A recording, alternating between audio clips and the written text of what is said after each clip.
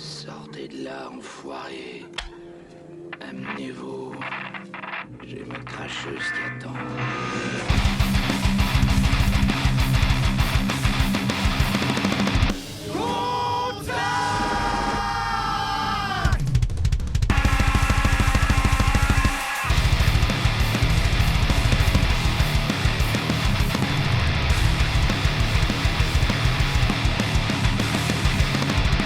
Qui a fait ça? Bud et Dutch, les deux cons qui manquent de tact.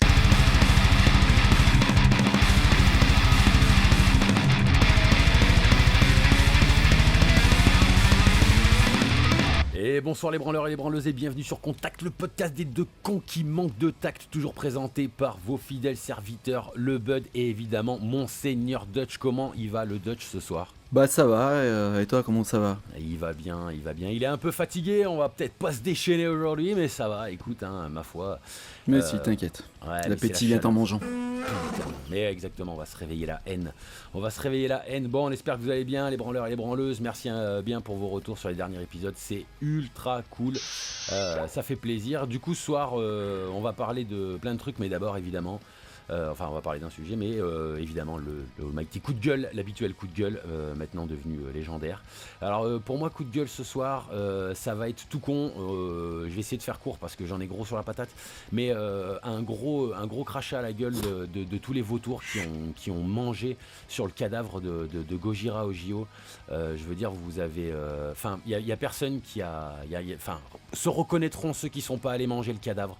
Bande de putains de nécrophiles que vous êtes. Il y en a pas un qui s'est pas abstenu d'aller bouffer sur le cadavre du truc. Vous avez pas assez de contenu en fait. Vous êtes sur un contenu de drama, vous êtes sur un contenu en flux d'actualité. Vous avez pas de personnalité, vous avez pas votre propre musique à balancer là-dedans, ou alors c'est que ça marche très peu et donc du coup vous êtes des putains d'enculés de vautours et des putains de nécrophiles et ça casse les couilles. Les suceurs de sang. Parce que j'ai pas vu un seul des mains qui s'est pas vautré directement dans le « Oh Gojira, oh c'était bien, oh c'était pas bien, oh telle interprétation ». Vas-y. Allez, c'est parti, on veut du dealer de métal, on veut quoi? On veut du Maxwell, on veut du Lovi, hein? On veut du Lovi, meuf, mais machin, je sais pas, quoi, tu vois. Qu'est-ce que quoi, tu vois, vous êtes vautrés dedans en fait, les loulous là, tu vois. Après, je comprends, j'ai une partie de ma personnalité qui comprend, mais ça m'a saoulé, alors quand même, je vous chie à la gueule en bande de vautours. Allez.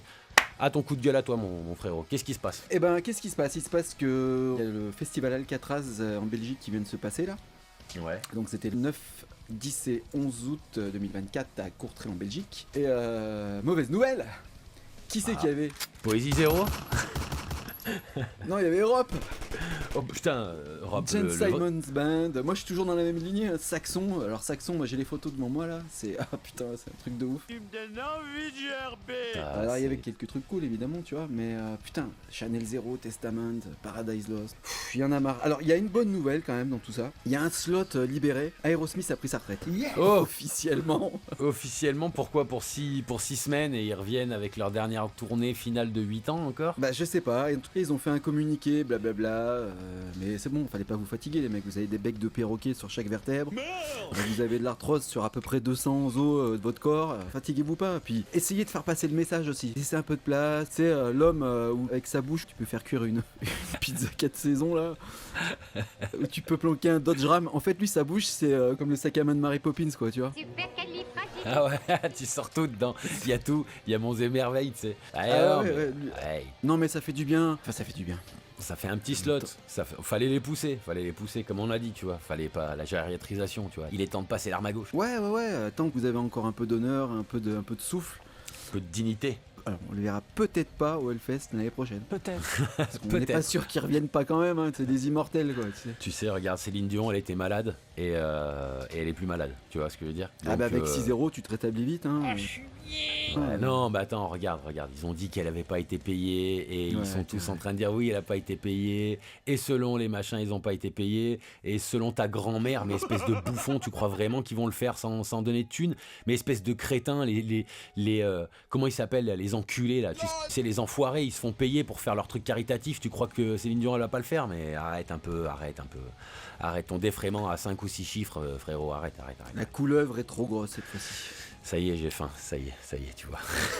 Ça y est, ça réveille. Ok, ouais, bon, donc allez. Retour à la normale, hein, après 2 semaines de Forgotten Wisdom, ça a été vraiment cool.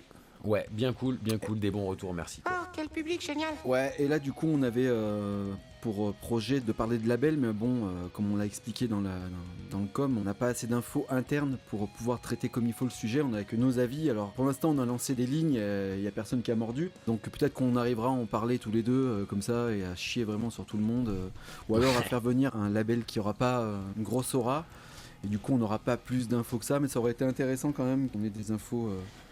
Bon, patience. On va ouais, patienter. patience aussi, mais moi ma patience elle a des limites quand tu me laisses en vue. Ça commence plutôt à m'énerver que plutôt. Menu fretin que tu es, espèce de saltimbanque, tu sais, allez dégage, tu vois. Bon après c'est une interprétation qu'on fait, autant c'est pas ça. Mais oui, on n'a pas envie de vous sortir un truc de merde là comme ça, juste posé sur 3 lignes et se dire, écoute, on n'a pas non plus une expérience de dingue en label, on va leur raconter notre expérience et quoi, tu vois. Non, c'était plus intéressant de faire venir quelqu'un. Après il y avait Thomas aussi de Forgotten qui est un label, mais on voulait un truc un petit peu plus large, un petit peu plus large spectre, tu vois. Donc voilà, branleuse, on essaye de vous sortir un truc correct, mais on va voir si c'est une grande famille ou si c'est juste une bande de fils de pute. Ouais. On vous dira ça dans pas longtemps, quoi. Ouais, après avec Thomas c'était cool, mais on voulait un truc un peu plus aussi administratif, c'est-à-dire quelles sont les contraintes financières, quels sont les contrats, tel type de contrat tu peux avoir, etc. etc. Voilà. Donc ça aurait été intéressant, là où Thomas, après on lui a pas posé la question, il nous aurait peut-être répondu sur certains aspects, mais on aurait dû faire en ça 3 parties. Ouais, ça aurait peut-être été, comment dire, peut-être moins précis ou plus sombre. Ouais, c'est ça, ouais. Il est plus spécifique dans activité. ça. Ouais. Bah ouais, carrément. Bah en tout cas, on vous travaille ça. Ouais, on va voir, on a lancé quelques lignes, on va voir si ça mord. Après, c'est un peu coupe-gorge de venir ici et... Non, mais ça va, on sait s'adapter, bordel, on est des caméléons, on va pas vous cracher dessus instantanément. S'il y en a qui écoutent et qui ont peur de venir, non mais ça va, on est tranquille, on envoie juste des blagues. On force le trait, mais on n'est pas des fils de pute. Enfin, pas tout le temps, quoi. Mais si, ça dépend l'humeur. Ça dépend l'humeur, voilà. On est assez versatile, on est assez... Commence pas à nous dire qu'avoir un label, c'est un vrai métier, parce que ça va chier. Ouais, ça... voilà, typiquement, voilà. Il y a des trucs qui nous trigger, on est un peu fragile, bon, voilà, effectivement, faut l'assumer. Bon, si on attaquait le sujet de ce soir, qui était une suggestion. Voilà, sur une suggestion...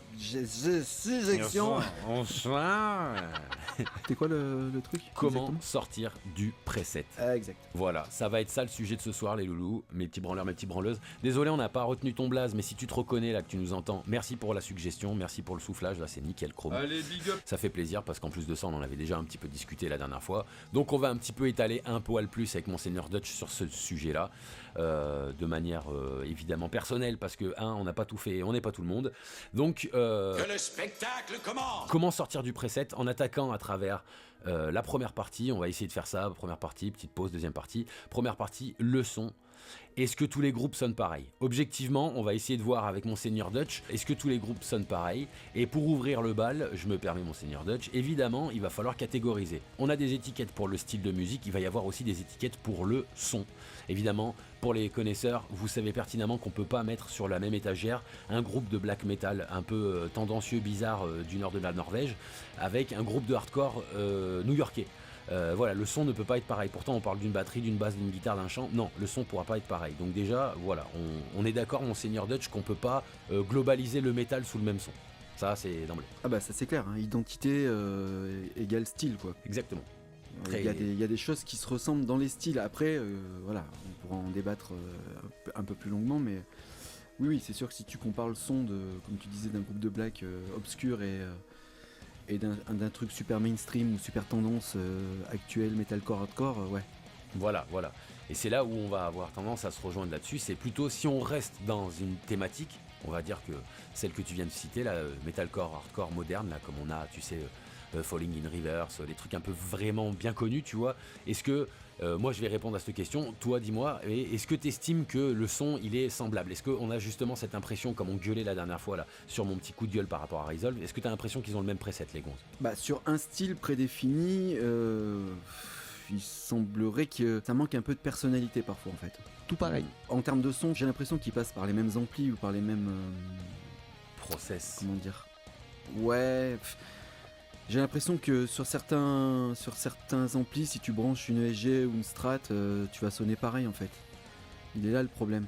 Alors toi t'es guitariste, donc évidemment tu t'en sauras plus que moi, mais sur un accès fixe, si tu mets une Strat ou si tu mets une cassette de Ibanez. Ouais, non, mais j'imagine, c'est une cassette Sale de con. black metal pourri directement dans Putain, d'un coup, ça tu fait sais. bizarre. Putain, ça sonne et tout.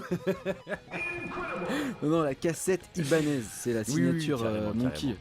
Carrément, je vois tout à fait. Alors ouais, le micro change, le micro va changer quand même pas mal, mais le process en lui-même, tu vas te retrouver toujours un petit peu avec une, comment dire, c'est un petit peu, t'as C'est une le marge signal. dans laquelle, ouais, t'as le signal, ça va te changer un petit peu le caractère, mais comme le caractère du micro, il va avoir énormément d'influence sur plutôt les organes électroniques, plutôt que sur vraiment ce qui se passe en termes de process, c'est-à-dire déjà convertir ton signal analogique en un signal numérique. Il y a déjà une dimension qui diffère entre les deux, tu vois, même si il y en a plein qui se branlent dessus, ou si il y en a d'autres qui ont fait un boulot de ouf, d'ailleurs gros big up à Pierre-Yves Jean-Yves ou un truc comme ça, enfin sa chaîne je l'ai plus exactement là, mais le mec avait fait le son des lampes, il avait fait une série de vidéos sur ça, tu vois, sur la différence entre le numérique et l'analogique, et le mec il a baisé tout le monde, tu vois, il disait ah t'as vu ça, je l'ai enregistré à lampe, non bah en fait c'est un numérique, tu vois, en fait à partir du moment où tu as des avantages et des inconvénients dans chaque machin, il faut que tu apprennes à faire avec, mais sur le principe en tout cas de la guitare, de ce que j'en connais, de ce que moi j'ai vécu, parce que bah, comme on disait tout à l'heure, je suis pas tout le monde, j'ai pas tout fait,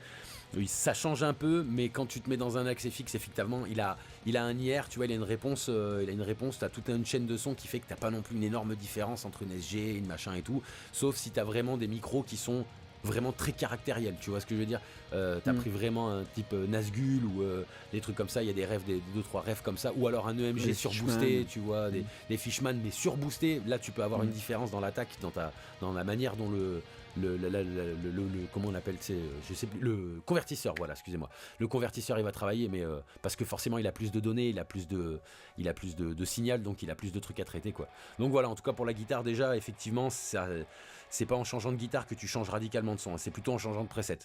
Justement, ça fait écho à ce qu'on disait, tu vois. Et à la batterie, Ouais, parce puis que toi c'est ton univers, toi. Ouais, alors la batterie, dès que tu commences à trier, bah il y a un signal, on va dire, qui se ressemble. Puisque quand tu trigues, t'enlèves un peu le côté naturel de la batterie. Tu vois, par exemple, l'autre fois, je regardais un truc pour parler de lui de Duplantier, où il expliquait que, par exemple, sur certaines tournées, il utilisait que du trig sur sa grosse caisse. Ok. Il coupe carrément le son naturel de la grosse caisse. Ah ouais, carrément. Ok. Ouais. Ok. Ouais. Alors que sur certaines tournées précédentes, il demandait à son Técos de mettre un peu de bas naturel, et puis le trig pour percer le mur, évidemment. La grosse caisse, c'est quand même particulier, tu vois, parce qu'il faut que ça perce le mur du son, tu vois. Oui, puis il y a vraiment une contrainte technique pour le coup. C'est vraiment d'aller le plus vite possible. Plus tu vas vite, moins tu vas fort. Et forcément, t'as une variation entre la force de tes coups de grosse caisse. Il faut pas que ça s'entende dans le style, c'est pas bon ça. Et évidemment, et vu que les groupes de metalcore, les groupes, alors pas trop Gojira, devaient être accordés en ré, un truc comme ça, je pense. Ouais, je crois que c'est ça, drop ré, ils sont pas bien bas. Ouais, voilà, et en fait, c'est ça le truc, c'est que les groupes tendance sont très bas. Des fois, ils sont sur du mi grave ou sur du fa dièse. Ou de la corde à linge, tu vois. Ouais, c'est ça. Et donc, du coup, derrière, il faut une résolution optimale. Il faut des instruments adaptés. Et là, tu vois, la grosse caisse, elle a son importance. Je veux dire, si tu mets une grosse caisse naturelle derrière un mi grave, il va rien se passer, hein. Surtout que c'est des groupes en général très rythmiques. Ouais. Qui sont à l'unisson, tu vois. Donc moi j'arrive à comprendre le truc. Après qu'ils aient tous le même son, alors il y a un côté vrai, il y a un côté manque d'identité, il y a un côté faux. Il y a quand même des groupes qui tirent leur épingle du jeu, qui ont une vraie signature sonore quand même. Encore. Ouais, tout en étant numérique, autant à la batterie, autant à la guitare, on sait pas exactement, mais t'as des signatures sonores, je suis carrément d'accord là-dessus, tu vois. Il y a des groupes qui ont une identité à fond la caisse, et pourtant tu sens qu'il y a du numérique, ou enfin ils se prennent pas la tête, ou alors il y a un mélange des deux, ou de tout, mais tu vois, voilà, dans tous les cas, voilà. Enfin, je sais pas pour toi, mais pour moi en tout cas, là, le coup, c'est il y a beaucoup trop de groupes, par contre, pour qu'on s'en fasse la réflexion, c'est qu'il y a beaucoup trop de groupes qui ont validé le même preset, qui ont la même recherche du son, la même perspective sonore, ou alors les mêmes influences, ou les mêmes, ou peut-être même les mêmes producteurs, va savoir, ou alors vraiment il y a un truc moderne qui est, quand tu parles un peu aux ingé-sons, il y a le loudness war, tu vois, tout le truc de monter, de compresser à fond le son pour que t'aies un missile, t'aies un chibre en sortie, tu vois, en export master, t'aies un énorme chibre sans aucune variation, dynamique zéro, tu vois, enfin c'est un truc, c'est un missile, et peut-être que cette recherche de puissance, de compression, et aussi le fait que les réseaux, comment dire, pas les réseaux sociaux, mais je veux dire les plateformes qui hébergent ta musique, elles puissent dégrader aussi ton signal à travers leur traitement audio, peut-être qu'il y a eu cette recherche aussi, tu vois, de lisser tout le type de son que tu peux avoir pour faciliter les traitements et aussi peut-être faciliter les écoutes, tu vois, que les gens ils se sentent pas. Alors que moi je trouve ça contre-productif parce que finalement, je sais pas, je pense que tu dois me rejoindre là-dessus, mais quand t'entends un groupe qui te plaît et qu'en plus de ça t'as un son qui est hyper typique, tu vois, genre j'aime bien moi dans le stoner, genre Caius, t'entends le son du stoner, tu sais que c'est du stoner parce qu'à la première note, t'as même pas besoin d'une rythmique, de rien du tout, tu sais que tu vas rentrer dedans, donc du coup c'est une putain de force d'identité de malade, tu vois, donc je trouve ça un peu contre-productif, mais moi voilà, des groupes comme Resolve, Landmarks, tous ces groupes là, je trouve qu'ils ont un peu le même son, et surtout le son de batterie et de guitare, ça a tendance à, encore Landmarks, ils ont fait un petit effort là-dessus, mais je trouve que voilà, ça sonne pareil, en tout cas pour moi cette première partie, je trouve que, voilà, je sais pas si tu me rejoins, mais ça me fait chier, ça sonne pareil, il y a plein de groupes, tu sais pas si c'est le machin, tu sais pas si c'est l'autre, et tant que t'as pas le chanteur qui arrive, bah t'es pas sûr de l'identité du groupe, tu vois. Ouais, c'est exactement ce que j'allais dire. Souvent là, les groupes, tu les reconnais au chant. Et on parle toujours de la même caste de groupe, hein, les groupes, metalcore, les groupes un peu tapettes, tu vois. Landmark, moi je les trouve insupportables, quoi. Non mais on est où là? Dans l'attitude, dans ce qui dégage, autant au niveau du son qu'au niveau visuel, ils me fatiguent. Ouais, mais peut-être que c'est parce qu'on sature. Ouais, et je crois qu'on arrive au bout de quelque chose. L'avènement du numérique, il est déjà là depuis un petit moment, hein. Ah ouais, bah putain, quand même. C'est pas un moment que c'est en place, hein. Et je crois qu'on arrive au bout d'un truc, c'est-à-dire que là, y a des groupes qui rétropédalent. On retrouve quand même, comme tu disais, un équilibre entre l'analogique et le numérique dans certaines nouvelles prod, tu vois. Ouais, mais parce que c'est trop aseptisé en fait, c'est trop. Je pense qu'ils s'en rendent compte aussi et qu'ils veulent peut-être pas être noyés dans tout ce merdier, tu vois. C'est problématique, je veux dire, quand t'as le même son que ton voisin, c'est problématique pour tirer ton épingle du jeu. Et là, on parle que du son, hein. Ouais, on en parle pas de la débattra après compo, dans la seconde partie, mais on parle que du son, hein.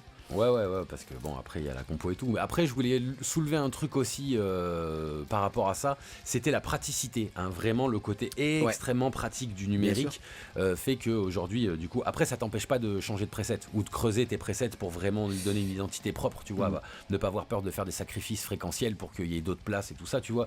Mais il y a aussi ce côté hyper pratique maintenant de dire putain, voilà, le reamping, t'envoyer tes pistes comme on disait la dernière fois, ou même que pour rester dans les groupes qu'on disait, tu vois, genre typiquement Bring Me the Saucisson là, eux ils travaillaient comme ça un peu à distance pendant un moment, du coup tu peux t'envoyer tes pistes, machin et tout, enfin voilà, il y a une praticité qui est énorme. Après en bout de chaîne, ça t'interdit pas de passer ça dans un truc très caractériel, que ça soit un ampli guitare ou que ça soit un ampli de studio, parce que il y a tout un comment dire, avec Dutch, je pense qu'on est d'accord, mais il y a toute une arcane secrète dans les studios que tu connais pas, faut pas toucher les boutons, les mecs ils ont des machines, ça coûte 3 fois ta batterie, c'est n'importe quoi, tu vois, le truc ils le touchent pas, ça passe dedans, c'est magique, tu fais ouais mais c'est quoi ces sorciers, tu sais, avec leur potion magique de ouf et puis tout. ils sont sûrs de leur truc aussi, toi t'arrives, tu sais, toi tu as des boutons, tu fais ah tiens si je touche à ça, tu dis vas-y ramasse ta gueule de là, tu vas prendre une balayette direct.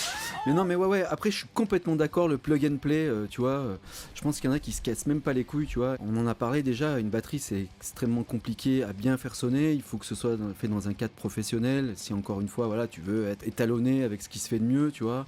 L'avènement des Mixwave, des GGD et tout ce qui s'ensuit, les Hertz, pour citer du français, Hertz Drum il me semble que c'est français. Ok. Bah c'est simple, ouais, ça sonne direct. T'as déjà essayé de faire sonner une caisse claire toi tout seul chez toi?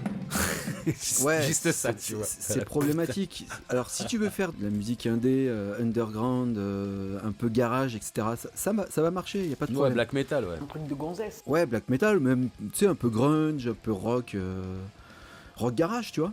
Ouais, ça gêne ça pas. Marche, tu vois, mais si tu veux faire du truc très formaté 2024, vaut mieux passer par un Mixwave ou par un GGD, tu vois. Bah oui, connard. Ouais, puis l'argent. Ou par un studio qui va te demander 4000 balles pour 3 jours de rec. Exactement, c'est exactement, tu vois, on a eu le parallèle au même moment, enfin, mais tu vois, l'argent, quoi. Quand tu prends du recul sur être un petit groupe, comme on disait la dernière fois, tu vois, tout ce qu'on a soulevé comme épisode, comme truc sur la thune, et tu te dis mais comment tu veux pour un petit groupe de merdeux de 20 piges lui demander, j'en sais rien, tu vois, comme tu disais, 3000 balles pour aller faire un stud. Enfin non, le mec il a un GG, il a un truc, il a un VST, il le fait, il l'envoie, c'est mixé proprement, ça va lui coûter 100 balles, merci au revoir, tu peux pas, c'est pas possible. Bah oui, ça c'est sûr, hein. Et c'est vrai que pour certains aspects, même pour la pré-prod, tu vois, c'est quand même un outil incroyable. C'est miraculeux. D'avoir une batterie qui se rapproche le plus près possible de ce que peut être un rec final, c'est quand même parce qu'il y a quand même aujourd'hui des outils qui sont incroyables à ce niveau, tu vois, qui permettent d'avoir un résultat plus que correct pour une somme assez maudite, tu vois. Ouais, parce que je pense que t'es comme moi, tu te souviens de la batterie VST MIDI des années 2000, 90, 2000. Oh mon Dieu. Écoute, aujourd'hui, des fois, tu fais pas la différence. Tu ferais pas la différence. Déjà parce qu'en fait, c'est pas faux, mais en soi, c'est une vraie batterie, en fait. C'est une section, c'est un petit échantillon d'une vraie batterie qui a été vraiment enregistrée, qui est reproduite quand tu lui demandes dans un VST. Ah ouais. Ça, pour les branleurs, les branleuses qui connaissent pas en technique, c'est pas une simulation, c'est pas un algorithme qui crée du son, c'est pas ça. Il va aller chercher dans une banque de sons un vrai C'est une boîte à son. outils, ouais. C'est une boîte à son dans laquelle toi tu vas aller piocher là-dedans. Donc ça a tout changé. C'est un vrai son de batterie que t'as dans tes oreilles. Donc forcément, ça change un peu le délire, quoi. Tu te dis aujourd'hui, putain, t'es un batteur, t'essayes pendant toute ta vie de mettre de côté pour enregistrer ou alors pour avoir un son de fils de pute, et il y a ton pote 5 minutes après à côté de toi, il fait un truc, il te fait sonner, ça sonne 3 fois mieux que toi. Tu fais, allez, j'abandonne, moi j'arrête ici. Ouais. Allez. Et ça marche aussi pour la basse et pour la guitare, hein. Maintenant ils font des trucs de malade. En termes de son, c'est délirant. Ouais, c'est délirant. Neural Ouais, DSP. c'est un truc de fou. Ils enregistrent avec. Wow. Ouais, non, ils enregistrent avec des instruments qui sont modernes en plus. T'as tout un tas de presets prédéfinis. T'as je sais pas combien de micros disponibles, je sais pas combien de têtes d'ampli disponibles. C'est infini. Ouais, c'est ouf.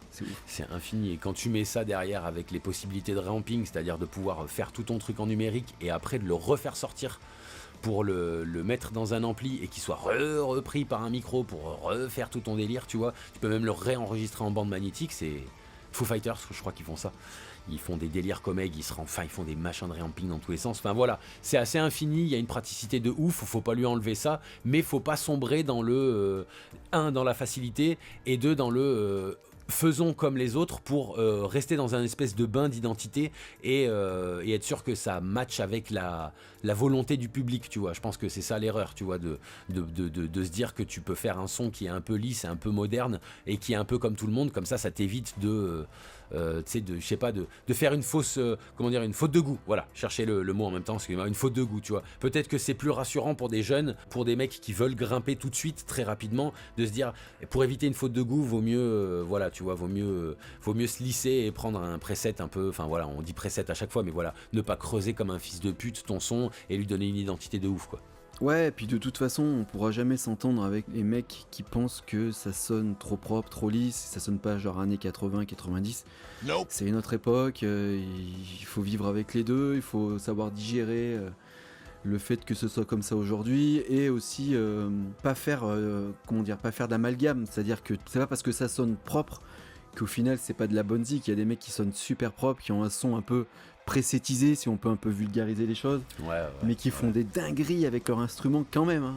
Certes, c'est peut-être un petit peu moins personnel que dans les années 90, aller jusqu'aux années 2000, tu vois, début des années 2000, tu vois, où il y avait quand même une grosse identité sonore, et ça s'est un peu dégradé par la suite, mais on pourra pas réconcilier des gens qui sont adeptes d'un son d'une certaine époque et du son actuel. Et bien sûr. Tu vois ce que je veux dire ? Bah oui, c'est la nostalgie, forcément. En plus, tu le sens, parce que tu t'écoutes, je sais pas, mais rien à voir, hein. Je sors complètement du métal, d'accord ? Mais t'écoutes, je sais pas, Toto. Ma couille. Tu vois ? Ou tu sais, All the Line. Non, mais je veux dire, tu sais, des trucs comiques, des vieux trucs de fou. Ou époque Woodstock et tout. Je parle même pas de Jimi Hendrix, mais des trucs un peu plus péchus, un peu plus recherchés, tu sais. Et tu sens, t'as une patte sonore qui est unique, qui est incroyable. Mais elle est incroyable parce qu'on a que ça comme référentiel. Peut-être que dans 20 ans, les mecs, ils se diront, mais attends, dans les années 2010, ils avaient des axes FX de fou. Ça sonnait un truc de malade et ça sera la nostalgie des mecs de 2040, tu vois. Putain, je me souviens quand tout sonnait pareil. C'était incroyable. C'est évident. C'est évident parce qu'on justement, le fait d'avoir ce son-là un peu aseptisé, des fois on dénature un petit peu le niveau technique des mecs, parce que attention, il y en a ils rigolent pas. Il y en a ils ont un son de porc, mais c'est pas parce qu'ils ont le preset, hein, c'est qu'ils ont des doigts de magicien. Hein. Ah oui, non, mais oui. Par exemple, je vais citer Luke Holland et Jason Richardson. Ouais. C'est des extraterrestres. Ils ont un son super actuel et super propre. Mais contentant le rec de Falling in Reverse à la batterie live du batteur, oui, bon. C'est pas des blagues. Hein. Oui, voilà. Tu peux pas prendre des branquignoles à cette place-là. Les mecs, faut qu'ils assurent, quoi. Tu vois ce que je veux dire ? Le son, il est ce qu'il est, mais le mec, faut qu'il défonce. Il est secondaire. Il sublime encore ce qu'ils font eux, à mon sens. Hein. Tu vois, c'est-à-dire que ça rend encore plus propre ce qui est déjà propre. Luc Hollande, là, il arriverait à faire sonner un tas de casseroles dans sa cuisine. Ça, c'est, tu vois. Ouais, bon, ça, c'est... quand Il y a, t'as il y a mecs comme ça. des live sessions où il n'y a pas d'édition. C'est son table directement et c'est incroyable ce qu'ils font. Donc après, il faut pas tout mélanger et pas être trop dans le jugement. Ouais, c'est tout de la merde, c'est tout pareil. Tous les mecs, il y a des mecs exceptionnels qui font de la musique aujourd'hui. Non, Après, à fond. le style ne peut pas plaire. Ça, c'est un autre débat, tu vois. Pas te faire foutre. Mais il y a des magiciens, des génies et qui ont appris aussi des anciens, etc. Tu vois. Ah bah, carrément, il reste des irréductibles, des irréductibles Bien qui sûr. passent par le côté, d'abord tu sais jouer et après tu verras le son, il va s'adapter, tu vois. Enfin, tu fais sonner, c'est comme les mecs, comme tu disais toi pour la batterie, mais pour la guitare c'est pareil, les mecs qui prennent des guitares à 50 balles, ils les font sonner. Bon, à un moment c'est que les mecs c'est des tueurs, c'est tout, tu vois, ils savent, Ouais. ils connaissent l'instrument, ils savent comment faire sonner, comment utiliser les défauts, machin et tout ça, tu vois. Du coup ils sont pas forcément contraints de rentrer dans la guerre du numérique ou la guerre du loudness, tu vois, ils ont une personnalité qui leur est tellement propre que tu peux les brancher dans n'importe quoi. Ouais, va te faire enculer. Enfin voilà, tu vois ce que je veux dire, c'est lui, c'est Ouais, voilà, ouais, ils sont ouais. comme ça les mecs, c'est ça, tu les branches dans n'importe quoi, tu fais c'est bon.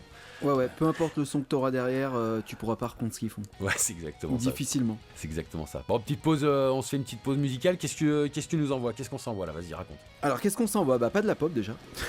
Ah ouais, bâtard. Espèce de vil félon. Bon, on va essayer de te mettre un peu Ouais. de la violence. Dis-nous ce que t'en penses dans les commentaires. Ouais, bah après, ça va sonner trop pédé pour eux parce qu'ils sont dans le black metal ou je sais pas trop quoi, là, un truc obscur. Obscur. C'est passé obscur. Chasse-neige. Un truc de fragile. Non, bah on va se mettre un peu un truc un peu ancien, un truc assez gros quand même, hein. Mais un vieil album. C'est Whitechapel avec Breeding Violence. Allez, c'est parti. Whitechapel, Breeding Violence. On revient tout de suite, les branleurs, les branleuses. C'est parti.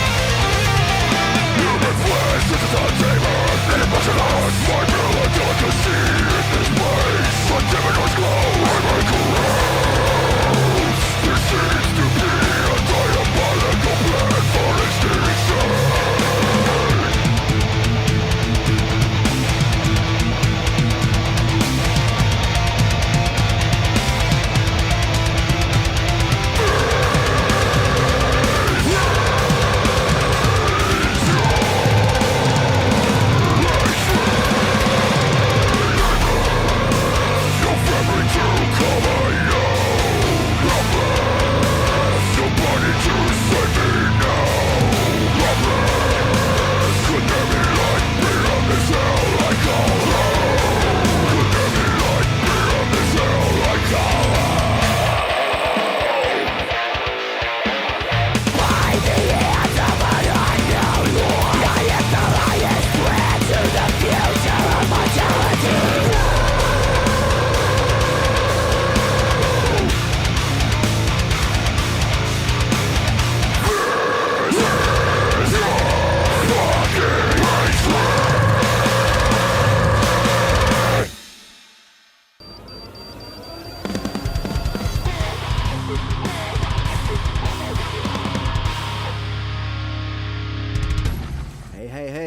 Buenos Branlitos, c'est reparti pour un tour. Et bon, c'était Whitechapel avec Breeding Violence, pionnier quand même du deathcore. J'espère que ça sera pas trop pop pour nos amis. Les villes félons. Bref, on s'en bat les couilles, nous on kiffe. Fermez vos gueules. Donc, de retour pour parler d'homogénéité, du son et de la personnalité des groupes mainstream entre guillemets actuels. Donc toi, qu'est-ce que t'en penses ? Est-ce que tu penses que ils utilisent tous plus ou moins la même recette, sauf qu'ils changent un peu, on va dire, le contenant, tu vois ? Ouais, même recette, et juste il y en a un, il aime plus le sel, l'autre il aime plus le poivre. Mais sur la base, c'est la même recette, il y a les mêmes ingrédients, je pense que c'est ça qui fait que ça a lissé le son. Parce que la deuxième partie là, c'est vraiment genre pourquoi on a cette impression, tu vois, qu'ils vont sonner comme ça. Mais je pense que c'est basiquement parce que justement, ils ont choisi de prendre cette même lignée, de se faire ce même truc en ayant l'impression peut-être de mettre un peu de personnalité en se disant tiens je bouge tel potard ou change, mais en fait le processus dans lequel, déjà le processus créatif, le style dans lequel il se place est tellement codifié, on connaît les codes du métal, on sait que voilà, il y a des groupes qui se font défoncer parce que la batterie sonne trop propre dans le black metal, j'ai entendu des trucs comme ça, tu fais ouais c'est du délire quand t'entends des trucs comme ça quoi, tu fais bon voilà les codes, et donc les mecs qui sont restés dans des espèces de codes en disant voilà faut que ça sonne comme ça, on utilise les mêmes trucs, on fait les mêmes process, ou alors déjà on copie, comme on disait, on copie l'artiste que tu as en tête, que tu dis bon il joue avec quoi, c'est souvent comme ça, d'ailleurs c'est pour ça qu'il y a des signatures, c'est pour ça qu'il y a des partenariats avec les artistes qui sont connus, les musiciens qui sont connus, parce que il y a typiquement putain je vais avoir le même son que lui, voilà, bah voilà, t'es rentré dans un truc... Clairement, mais alors après tu vois, ce que tu soulèves là, c'est la défense du bastion, moi je la trouve un peu débile des fois, tu vois, ça va trop loin des fois, tu vois, c'est pas assez open. Dire le mec, putain, il joue bien de la batterie dans le black metal ou moins bien que les autres, c'est pas si grave que ça en fin de compte, tu vois ce que je veux dire. Il y a des fois où c'est un peu couillon, tu vois, de voir les choses sous cet angle-là, ouais, parce qu'il dénote un petit peu du style actuel. La musique, elle doit quand même avancer, il y a des solutions qui s'offrent à elle, tu vois, en termes pratiques, techniques, logistiques, tout ça, et ça serait dommage des fois de passer à côté sous prétexte que tu défends une certaine identité, etc., tu vois. C'est-à-dire qu'à Mon Amarth, aujourd'hui, il sonne pas comme il y a 20 ans, tu vois. C'est logique. Bah, bien sûr. T'as le droit de penser que c'était mieux avant, mais sans chier sur ce qui se fait actuellement aussi, de manière préconçue, tu vois. Ouais, sans comment dire, omettre la praticité que ça représente. La qualité aussi. La qualité que ça représente, et puis le gain de temps, le gain d'effort, parce que faut se mettre ça aussi dans la tête. Tout ça, ça te permet d'augmenter ta productivité, et qui dit augmentation de productivité dit augmentation de ta rentabilité, et vu le monde dans lequel on est en train de graviter actuellement d'un point de vue musical, tu vois, enfin le monde musical, et d'un point de vue financier, tu comprends vite pourquoi les mecs ils se disent attends, avec ce processus là on peut sortir un album par an, alors qu'avec l'autre c'est la galère, faut enregistrer, faut payer, faut machin et tout ça. Bah ça c'est pareil aussi, ça les rend plus productifs de pouvoir lisser leur son et sortir les mêmes presets et faire du numérique et balancer, c'est plus facile à traiter, c'est plus facile, comme on disait en première partie, c'est beaucoup plus facile, donc faut pas, ça tu peux pas le dénigrer, surtout quand les mecs qui sont, quand les groupes ils se font casser les couilles par leurs fans en disant quand c'est le nouvel album, quand c'est que nous c'est putain et tout, les mecs, voilà, les mecs ils essaient d'être productifs quoi. Ouais, ils veulent des nouveautés toutes les semaines et ils chient sur les nouvelles technologies, tu vois, c'est un peu bizarre, tu vois. C'est ça. Bon, pour ceux qui chient dessus, parce que la majorité en vrai s'en bat les couilles. Ouais, bien sûr, mais en fait c'est des outils, après tu fais le choix de ce que t'écoutes et tout, et comment tu veux utiliser les choses et comment... Ouais, mais justement, ce choix, tu le fais pourquoi, selon toi ? Comme on disait, tu vois, pourquoi on a l'impression qu'ils sonnent pareil, deuxième part. Tu crois qu'ils font ce choix par peur de trop se différencier des autres et donc du coup de faire une faute de goût, ou tu as une autre vision du truc ? Enfin, vas-y, développe ce pourquoi. Est-ce que c'est pas un peu des petites tapettes, tu vois ce que je veux dire ? Alors, ça. Pour la plupart, ouais, parce que déjà ils mettent des refrains catchy. À la rigueur, ils auraient chacun leur signature en termes de composition, parce qu'il y a ça aussi, tu vois. Tous les morceaux, ça fait typer boys band. Tous les morceaux sont construits pareil. Des fois, t'as un refrain catchy, un peu pédale, tu sais pas pourquoi. Tu sais pas ce qu'il a à foutre, il est juste là, juste pour attraper des petites tapettes. Ouais, tu sais pourquoi il est là en fait, parce que c'est eux qui ont une force financière, tu vois ce que je veux dire. C'est comme on disait pour l'anecdote, les collègues qui sont mis à faire ces refrains là, c'est parce que ça touchait les meufs et que les meufs elles payaient. Tu vois ce que je veux dire, elles achetaient les albums, elles avaient le truc d'acheter les t-shirts, acheter les albums, ils ont fait le test, ils ont vu que ça marchait, ils sont restés là-dedans. Alors oui, après ils se sont cassés la gueule. Oh merde, mais sinon, bien sûr, ils ont fait un test, ils ont vu, ah ok. Refrain catchy sur tous les morceaux. Après, voilà, c'est difficile d'avoir comment dire. Il est difficile d'être le roi de la France. Non, mais tu vois, c'est difficile c'est difficile d'avoir un point de vue là-dessus objectif parce que tu te dis ces mecs-là ils veulent vendre, ils veulent machin, ils veulent truc. Donc ils veulent ressembler à ce qu'ils vendent. Bon, à la rigueur ça s'entend, d'un point de vue commercial ça s'entend. Mais si tu prends ça sous juste l'aspect musical et tout, tu te dis mais sérieux, achetez-vous une personnalité, putain. Enfin tu vois, alors on va reparler de Landmark. Moi je me suis infligé le concert au Hellfest retransmis sur Arte. Ils sont insupportables. Enfin, ça fait boys band en fait. Ouais, mais c'est ça. C'est ça que ça. C'est vers là ça que ça fait un arrive, peu hein. boys band. Et pourtant, le mec il parle comme ça, Marseille, quartier nord, machin. Tu vois, moi il y a un truc qui m'agace aussi, c'est le côté Kai, tu vois. Ouais. Kai, mais t'as les cheveux décolorés, frangin, tu vois. Ouais, mais c'est. Ouais, mais regarde, Tu vois, le rap aux États-Unis en ce moment, tu vois, les mecs, c'est des gangsters, ils se fument, ils meurent tous à 22 ans d'overdose, ils ont les cheveux colorés, ils ont des tatouages sur la gueule, ils ont plus une tête de métalleux que les métalleux, tu vois, et les mecs, ils sont dans cet esprit-là, il y a un espèce de mélange de tous les styles maintenant. Tu sais, on est en train de ressentir exactement ce que les trasheux des années 70-80 ressentaient quand ils ont vu la vague de néo-métal, ils se sont dit, mais c'est quoi ces tapettes? Mais c'est quoi ça? Qu'est-ce que c'est que cet accoutrement? Vrai, ouais. Ils ont des frocs, on dirait qu'ils se sont chiés dessus. Elles sont où les chaînes? Elles sont, tu vois, ils sont où les points de camionneurs qu'on se rentre dans le cul là? Qu'est-ce que c'est que ce bordel? Et donc du coup les mecs ils doivent vivre, on vit exactement ce qu'ils ont vécu en fait. Ouais, c'est possible. Ouais, c'est possible. J'ai l'image de conversation de mecs des années 80. Ah putain, qu'est-ce que c'est que c'est quoi ça? Corne, je sais pas leur merde là. Ouais, c'est ça. Ouais. Les mecs ils jouent à 90 BPM. Avant ça jouait à 180. Ça c'était de la vraie musique. Enfin, c'est ça, tu sais. Korn, ils étaient quand même déjantés à l'époque, tu vois. Ils étaient quand même drogués. Tu vois ce que je veux dire? Ouais, Ils étaient flingués. Tu prends Slipknot, ils étaient déjantés, tu vois. Bon, après eux ils sont un peu à part. Ils ont été connotés néo-metal. Un petit peu parce qu'ils sont sortis en même temps que les autres, mais ouais, c'est ça. ils avaient Mais un petit côté néo quand même, on va pas se le cacher, mais il y a du refrain catchy aussi hein, quand même, hein. Faut pas se ouais. On va pas se mentir. Ouais, hein. mais il y avait un côté crade, il y avait un côté Nicolas. ils avaient une attitude, tu vois ce que je veux dire? Ouais. Oh, aujourd'hui, là là, l'attitude- c'est un débat de ouf. L'attitude. Est-ce qu'il a tu vois, il y a l'attitude ou ça il a aussi. pas l'attitude? La personnalité, ils ont tous plus ou moins la même attitude, ils ont tous un petit peu ce truc un peu lisse, un petit peu les belles guitares, nanani. Avant il y avait du sticker, tu vois, il y avait de la comment dire, il y a de la sueur, ça sentait quand même l'alcool et la drogue, tu vois ce que je veux dire? Ouais, mais ça pourrait être le sujet d'une émission. Est-ce que le métal manque de drogue, tu vois? Parce qu'en fait, finalement, j'ai l'impression que ces attitudes de mecs sur scène comme ça, c'est les mecs qui se disent, il faut que j'ai une attitude, mais je suis pas défoncé. Du coup, tu vois, je suis pas dans un extrême, dans un ressenti extrême du moment présent, tu vois. Et donc, du coup, les mecs, ils sont lissés aussi, tu vois. À travers ça, tu vois, même en plus, Corey Taylor, il a parlé de son arrêt de la drogue, l'inutilité de la drogue au sein de la musique, machin et tout. Ouais, je suis pas trop sûr, moi, en fait. Je suis pas trop sûr. Oui, mais il parle sur le coup du jeune. Ouais, voilà. Je veux dire, quand il était dans l'autre sens, il devait se dire ouais, mais je comprends pas pourquoi les gens se droguent pas, tu vois. Enfin, ouais, complètement.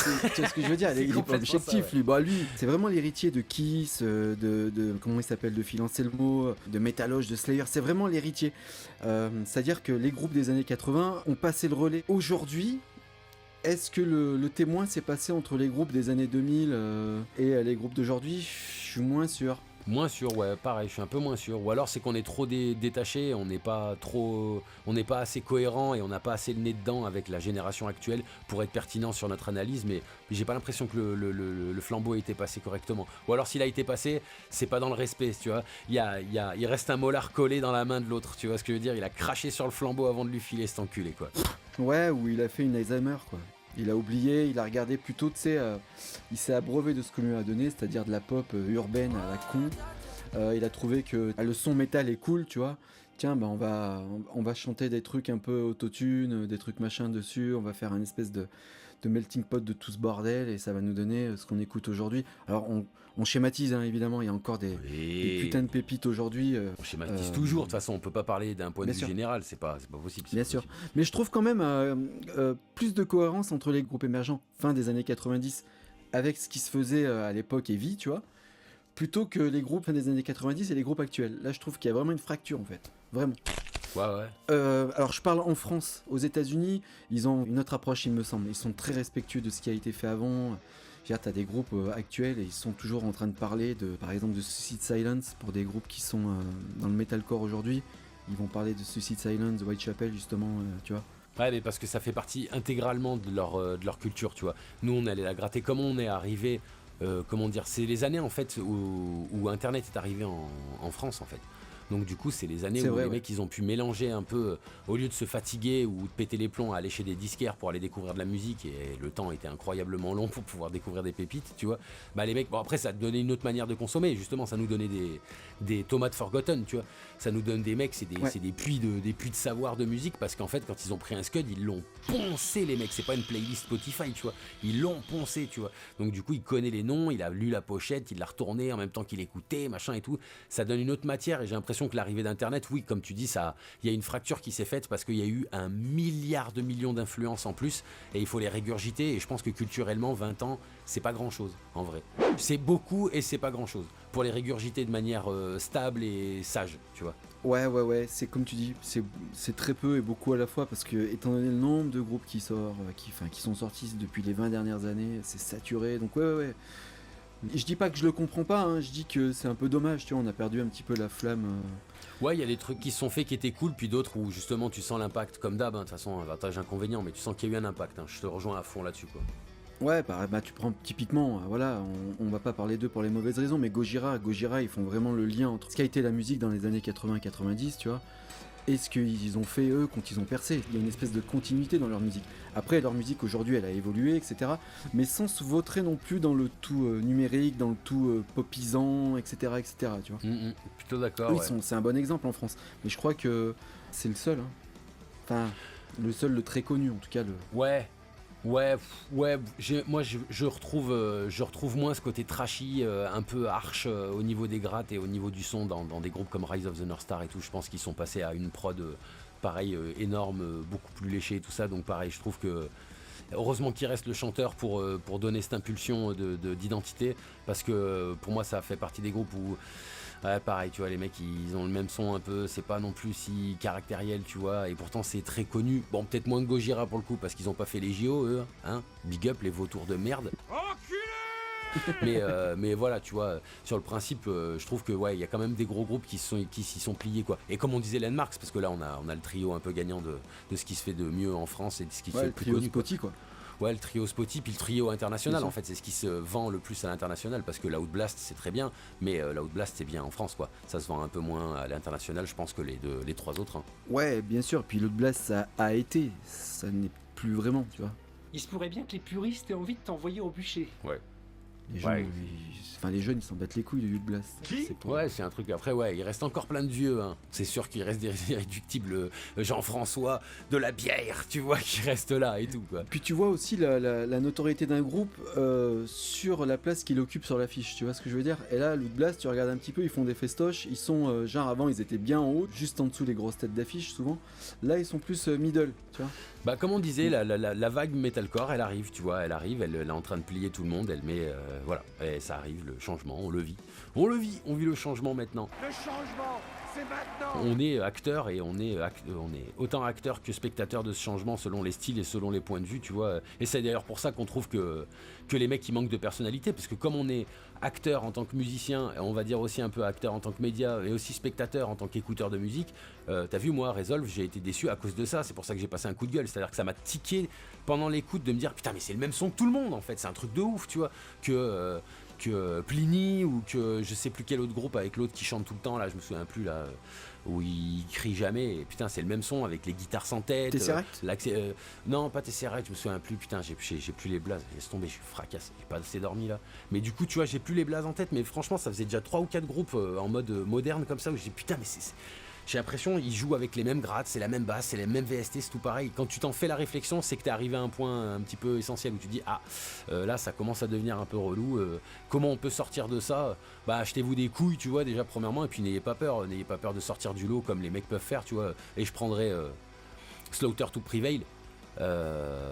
Tu vois, pour moi, ils sont un peu aussi victimes de ça, tu vois. Le son il est secondaire, hein, d'ailleurs, derrière, tu vois, le son de Slaughter to Prevail. Je sais que tu kiffes ce groupe, et je sais qu'ils sont victimes un peu aussi de ça, parce que du coup, l'identité du groupe, c'est le chanteur, quoi. C'est tout. Tu Alors vois. là, je suis pas, tu vois, bah, par exemple, je suis pas d'accord. Ouais, tu trouves que... Je dis pas que ça sonne vraiment pareil, je dis que c'est secondaire, attention, parce que je trouve qu'ils ont fait pour moi un effort de recherche artistique pour qu'on puisse sentir la différence, et ils ont mis un peu de couilles là-dedans, tu vois, mais ils ont fait passer le truc au secondaire tellement l'identité elle passe par le chanteur, quoi. Ah bah alors, oui, alors il y a deux aspects là-dessus, c'est que le chanteur Ouais, déjà, je mélange un peu. c'est lui qui a fait percer son groupe, il a d'abord percé sur le net, c'est d'abord un youtubeur on va dire, qui a monté un groupe et qui a fait péter son groupe. Même si c'est un petit peu plus compliqué que ça. Mais par contre, tu vois, je trouve que déjà, ça sonne pas pareil. Il y a un côté un petit peu plus, je mets des gros guillemets, mais rock'n'roll quand même, tu vois, sur scène et tout. C'est un petit peu moins léché, c'est un petit peu plus rock. Pareil, hein, je mets des guillemets parce que c'est un petit peu moins carré. Mais par contre, le guitariste, il a une vraie identité musicale. Évidemment, Alex Terrible, bah, de par sa taciture, je trouve qu'il y a une vraie différence en termes de son et en termes de personnalité. Après, je suis peut-être pas objectif parce que j'aime bien ce qu'ils font. Donc, Ouais. donc voilà. T'es un fanboy, c'est mort, ça sert à rien. Non, je suis pas. Ouais, Ah, je fanboy, déconne.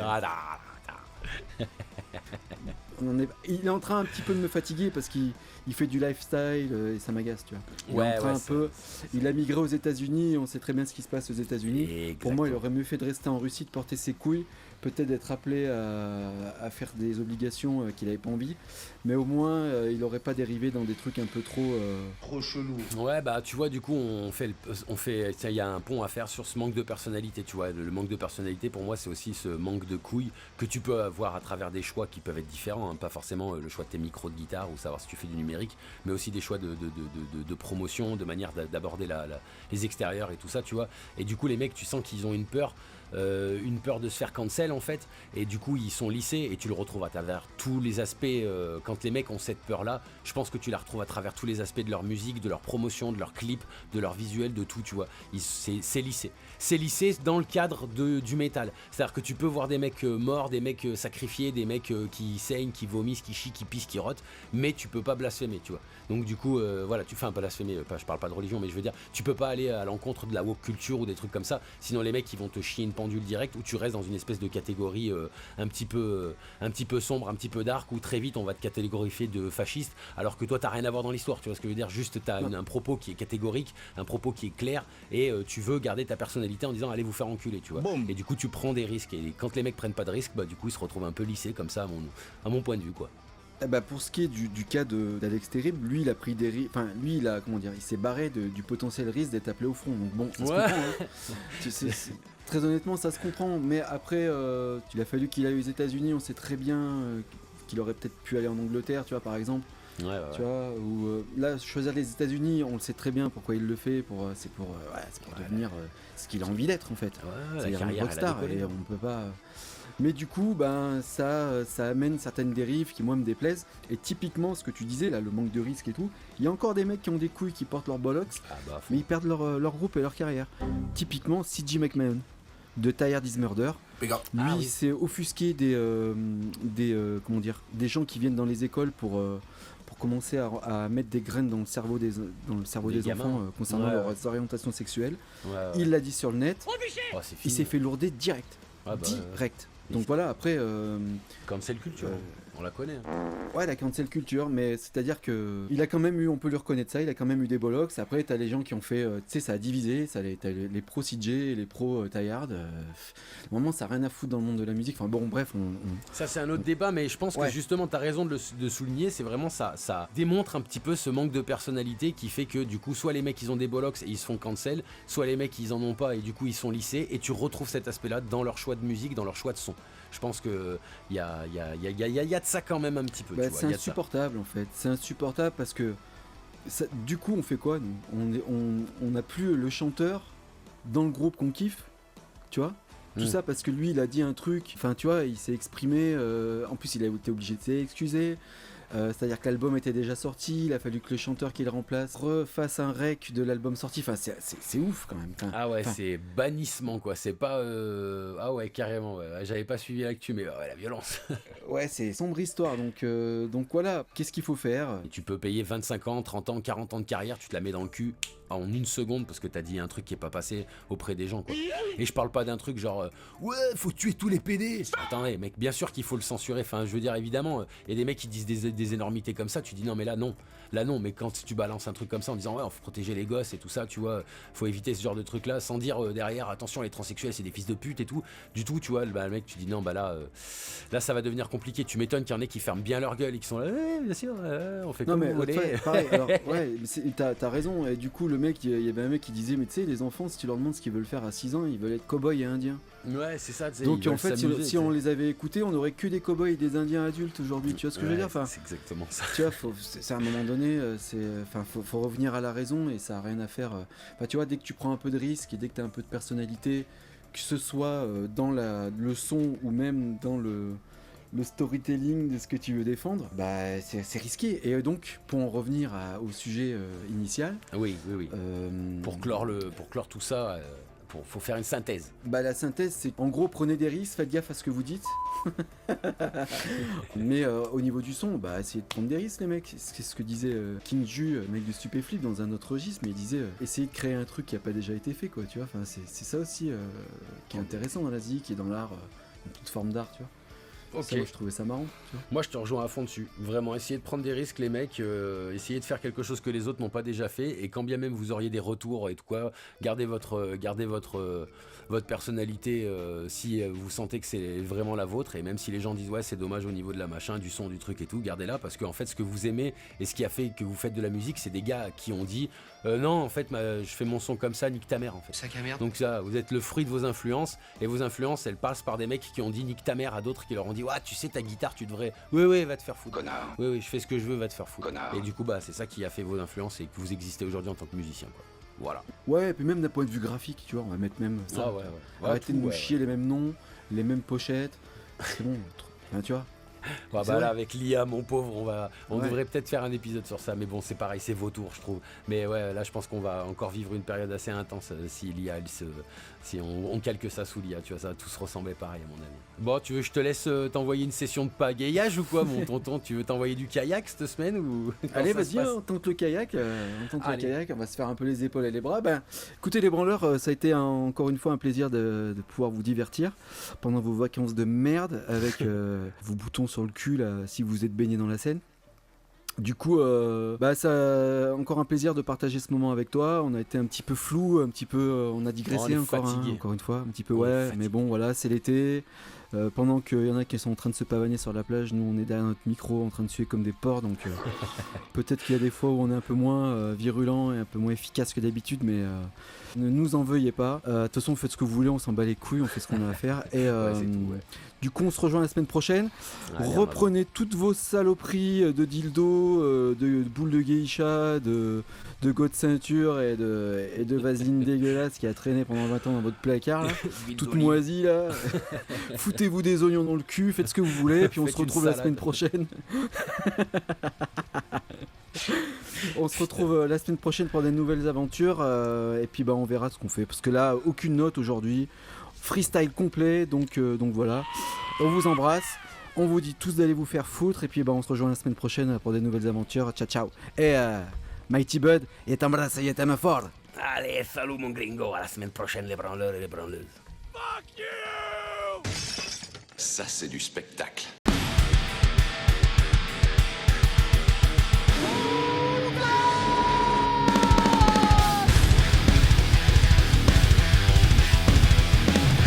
Dutch bitch.